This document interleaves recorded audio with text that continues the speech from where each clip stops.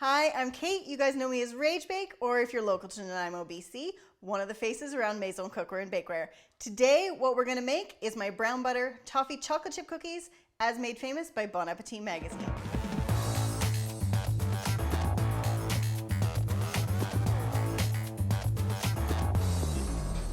Now that you guys know that I'm me and you're you, let's start with step one. We're gonna be browning a cup of butter over about medium heat, because you don't want it to go too fast, too quick, and you're just gonna end up burning your butter, which we don't want. We want it to get this nice golden brown. It adds a nuttiness and a warmth to the cookies that you really can't get from anything else. As it melts, you're gonna notice that it gets foamy and a little hard to see what the color is. Don't worry, just use your little spatula, move the foam out of the way, take a peek, and while you're in there, get a good sniff, and you'll notice when you're ready to go. Keep an eye, and more importantly, keep a nose. It's been about 10-15 minutes. I can see the color of it is nice and golden brown, and my nose is telling me we are 100% ready to go. So what I'm gonna do is take it immediately off the heat into my mixing bowl so that it doesn't keep cooking in the pot.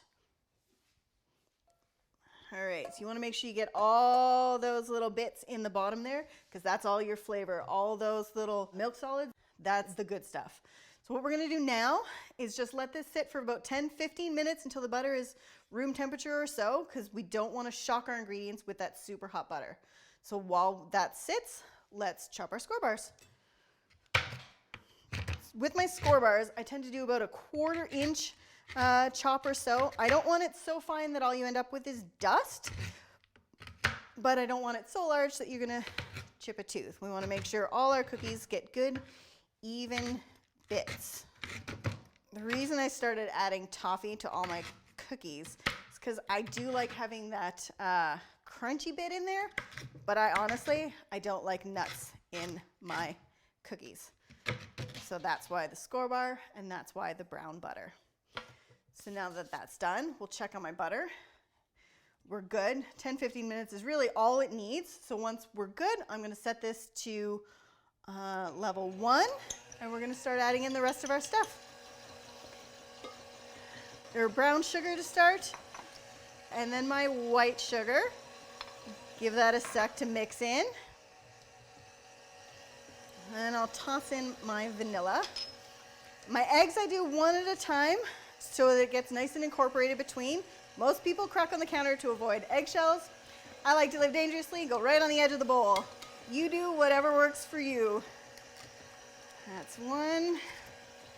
Let it mix. And that's 2. All right, I'm gonna give that a second to mix, and while that's doing that, I'm gonna add my baking soda and my salt into my flour and give it a little mix around just so that it's nicely spread within. And then I'm gonna start pouring it in carefully. Try to avoid the cloud by dumping it all in one go.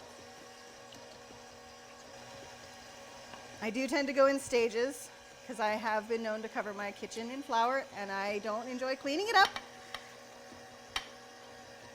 A little bit at a time. Once it gets fully mixed, it gets a little thicker and a lot easier to just get right in there. Now that that's all mixed in, what I'm gonna do is give it a little poke with the spatula to make sure that all those flour gets mixed into the bottom. The last thing you wanna do is find it all stuck to the bottom of the bowl when you go to scoop. And then I can add in my chocolate. I tend to use a 64% dark chocolate. Nice big wafers, because they don't melt away to nothing like a chip does in your cookies. So you end up with these nice big pools of chocolate in your cookies, which you are going to love. Back on. In with those. One for me. And in with the score bars.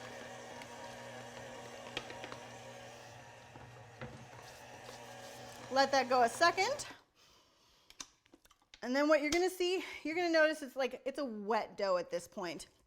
It's not what you're used to seeing from a dough that starts with cold butter. So don't panic, don't be alarmed. What we're gonna do is just set it aside for 30-45 minutes or so, depending on how warm your house is, and let it firm up. At this point, I'm just gonna start by preheating my oven to 375.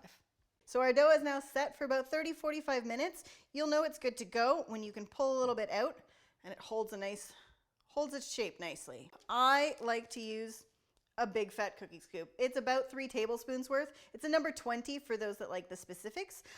The bigger the cookie, the better. That way you get more of that nice gooey center.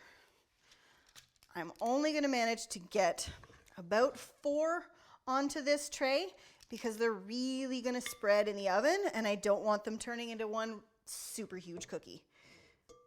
So, got those nice and spread apart. And now I'm gonna top them with my favorite ingredient, Maldon sea salt, which is a big flaky salt, which really does help to round out the sweetness in your cookie, while also adding a tiny bit of texture with every big flake that you get on there. So, healthy pinch, don't be shy. I know it seems a little scary to put salt on a cookie, but trust me, you will thank me later. All right, and from here into our 375-degree oven for 9 to 11 minutes.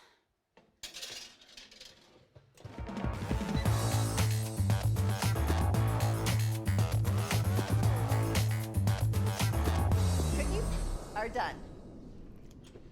Oh man, I wish you could smell this. Absolute perfection.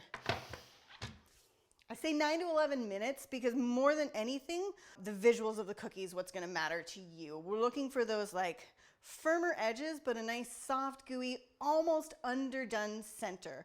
You might think it's raw, I can't pull it, but trust me, the hardest part right now is that we can't actually touch them. Much as I wanna dive in, I can't. You'll see that the edges are nice and firm, but that center is still molten, gooey lava. I can't pick this up even if I wanted to. I can't move them off the tray. I can't anything. So we're gonna have to walk away for at least 45 minutes until you can pick it up without it falling completely apart in your hands. Thankfully for me, unfortunately for you, I already have a batch ready to go, so I'm just gonna go ahead and dive right in. You'll see all the little flakes still left on top, all the little puddles of chocolate, and all the perfect little score bars still intact inside.